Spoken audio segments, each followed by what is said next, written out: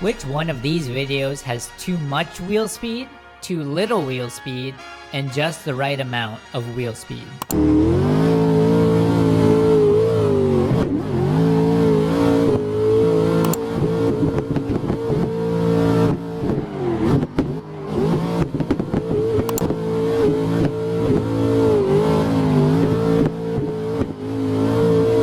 Well, if you guess these, then you understand wheel speed. Okay guys, welcome to another Tip Tuesday. Today I'm going to talk about wheel speed. This is something that I was not able to find a lot of content on actually when looking briefly. So we are going to dive into it as point form and simple as possible. Starting with, I'm going to just list a bunch of things that are variables for determining wheel speed. Starting with engine RPM, engine horsepower, transmission ratio, differential ratio, tire diameter, wheel diameter, tire pressure, suspension setup, weight and its distribution, braking system, road surface type, weather conditions, tire type and compound, steering angle, throttle input, brake use, driver skill and technique. All of these have small definitions to follow. We'll put those so that you can screenshot it. I'm not going to talk about it because it'll make this video really long. This is a Tip Tuesday. If you guys want a full in-depth video on something like that, that could be done not as a Tip Tuesday. It could be done as a full form. So we're going to give ourselves a scenario, two scenarios actually. The first being we have a basic car making decent horsepower with no quick change, and we have to deal with the transmission ratios that we're given and a diff that we're given. Let's say it's like a 350Z or it's like a BMW E46, you know, making high twos, low threes horsepower, let's say. And we have to determine how to get the perfect wheel speed. If we're giving ourselves a scenario where the track seems to be second gear is too short, fourth gear is too long, third gear is kind of a little too long, or you know, it could be a little too short, and we're going to mitigate how to arrive at the best wheel speed, what we can do to adapt to a correct wheel speed. Okay, so in a point form scenario, here's what you can do if you find that your gearing is simply too short. And we have lots of examples of this because driving a 350Z, oftentimes third gear is too long and second gear is too short, and they are a second gear car. We really need to work around this in a lot of ways, especially at our local track. So what I would have done in this case, basically you can lower the tire pressure, you can run a bigger tire. So a bigger tire diameter wise actually increases your wheel speed. If you notice, a transport wheel on the highway actually rotates quite slow. You can almost count it, yet you're going the same speed as they are on a highway. That's interesting to take note of when considering how wheel speed calculations work, which I will show you guys my intuitive, interactive wheel speed chart that we might actually offer as a download for people on our website. After building it, I don't really have any reason to gatekeep it. It could help basically anyone determine good wheel speed for them. If you have found that you just are running at a wheel speed, you're on the limiter, you're having a hard time, you're kind of just like throwing the car, and then you're throwing the car again, and then you're throwing it again, trying to like get through this corner.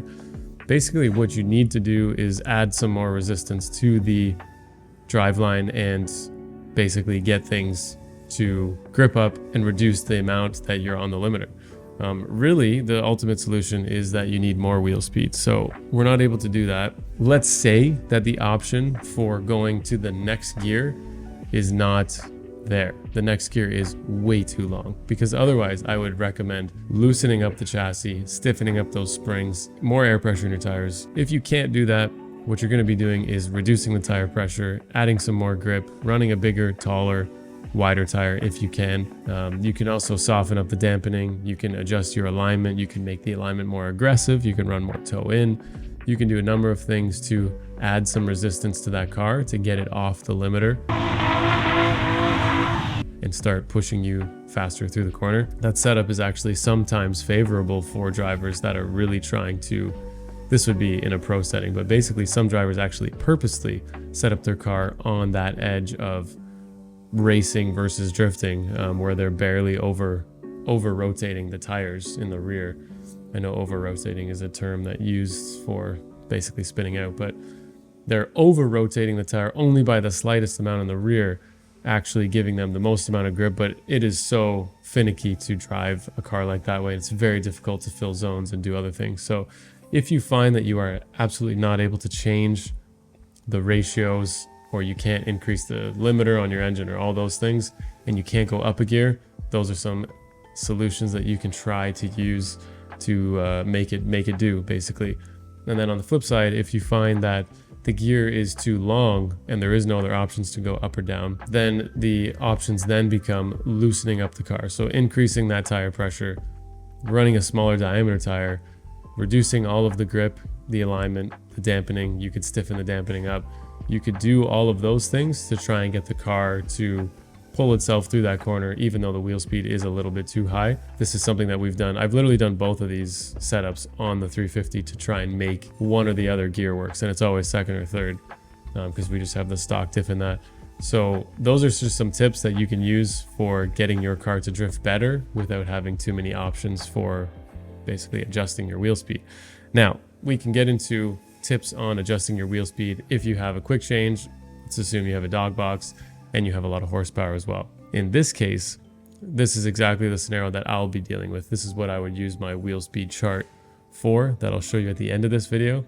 And basically what we're trying to do with these cars is we maximize the grip of the chassis and then we adjust for the wheel speed. And we really try not to change the grip settings that we've put into the car. Now, wheel speed does play a role into grip. So really what I'm talking about is refining basically plus or minus 8 to 10 miles per hour. Like, we're not really dealing with anything more than that. That's actually quite a bit.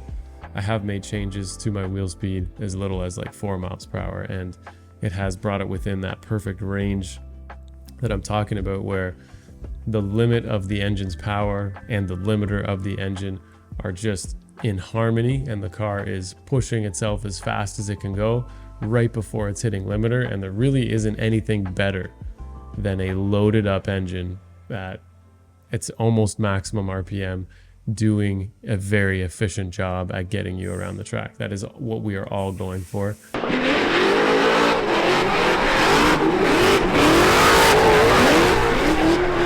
And that's what sets us up for success in the lead and in the chase, where we can fill zones and we can push doors.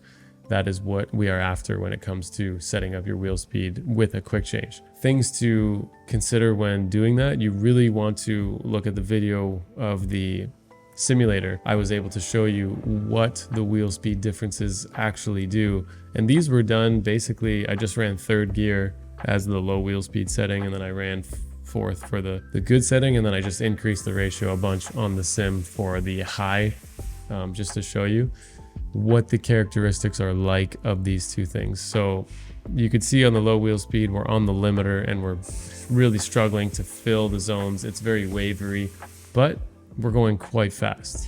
This is going to be something that some drivers do try to set up, but it is very prone to pushing the front and understeering because you're on the limit of drifting. The perfect wheel speed is where you're going to have a really good balance of modulation, where you can push the zone if you need to, or you can shallow up, angle up. You can do a bunch of things that work with the wheel speed, and it's barely, you might have heard the limiter hit a couple times and that's it. Otherwise, the engine was working the whole time. And then too much wheel speed, really you can only play with this if you have a ton of horsepower on how it's actually going to play a role in your runs.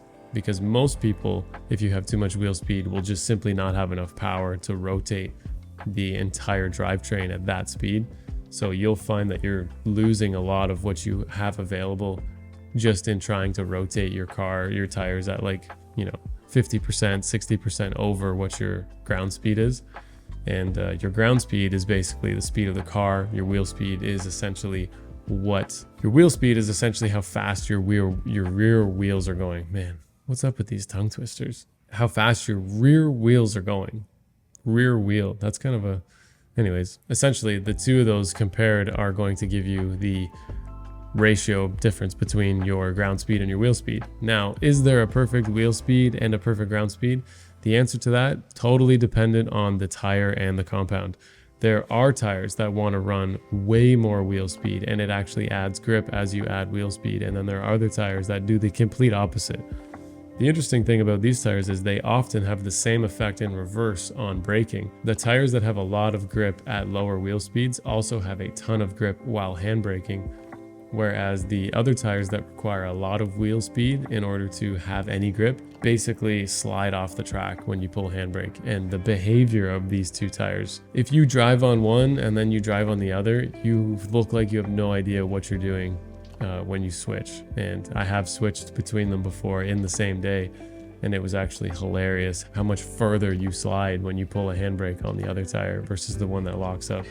And generally the characteristic of tires is that the lower the wheel speed, the faster you go, but the harder it'll be to drive. With that summary done, let's take a look at my wheel speed chart, and I'm gonna just kind of go over it, make some changes to it while I'm talking about it, and you guys can see if this is something that you would want to download and also use for your own setup. It doesn't even matter if you have a quick change or not.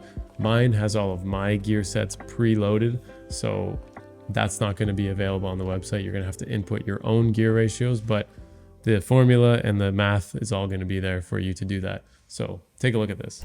Let's talk about what's going on here on my wheel speed calculator. If I click on this, you can't see the formula. So that's, where is it going to show? Right here.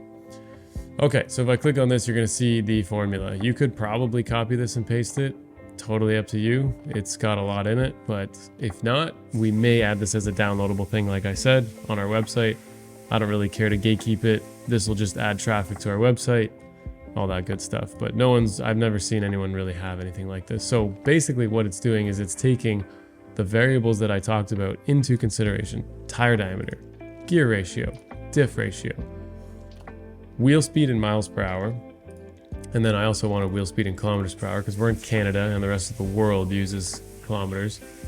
What gear set I have in it, and that's due to my quick change. So if you were to run this with no quick change, you would simply just put the same gear ratio here because that's all your diff is. So basically what I'm going to show you is that, let's go down to fourth gear because this is what I have recommended that everyone run is your fourth gear. Why? Because fourth gear is a direct input shaft to output shaft ratio. It's 1-to-1, meaning I need to answer that. Meaning that all of the other gears are skipped and it's just a direct shot. So it's going to save your transmission if you do fourth gear for the majority of the track. So a lot of tracks you're doing fourth, and then there's a slower corner, so you downshift to third. So let's say that I had a different limiter. Let's say that my limiter was actually 7,500. If I key that in and hit enter, nothing happened, which is not correct. What's up with that, Jack? What's up with this? Oh, it did work. Okay, so let's dramatically change it. Okay, so I'm gonna change my RPM rev limiter. Let's go to 7,000 RPM instead. You can see that the wheel speed dropped down to 91, and it was at 104. We could also change the gear ratio. So I could change, if my fourth gear was like a 1.2, it went from 108 down to 90. Let's put that back to 1.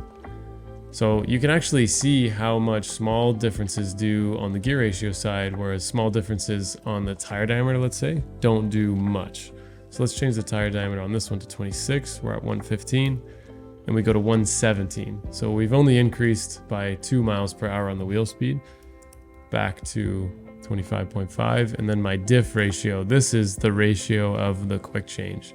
So obviously you can see with all other parameters the same, I go from a 4.84 to a 4.6 to a 4.3. You can see those changes here as I go, and it goes ascending order. So this is the shortest ratio to the longest ratio. That's basically it. So looking at this, these are all of my options that I have to choose from when I am competing.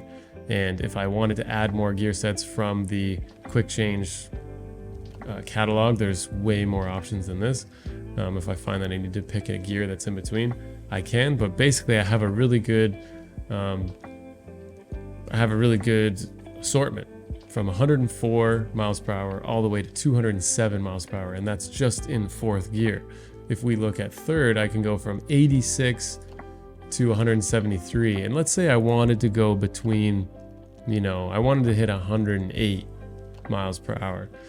I can hit it there in fourth, and I can almost hit it here in third as well.